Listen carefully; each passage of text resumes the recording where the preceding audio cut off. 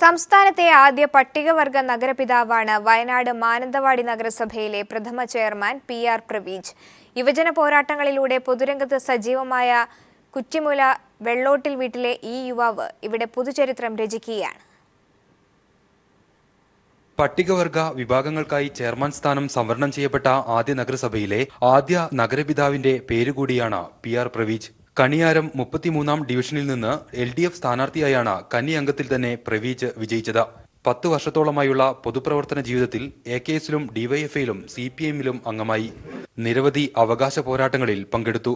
യുവാക്കളുടെ പ്രാതിനിധ്യം ഏറെയുള്ള നഗരസഭയിൽ ചുറുചുറുക്കുള്ള ഭരണമാണ് പ്രവീജിന്റെ ലക്ഷ്യം.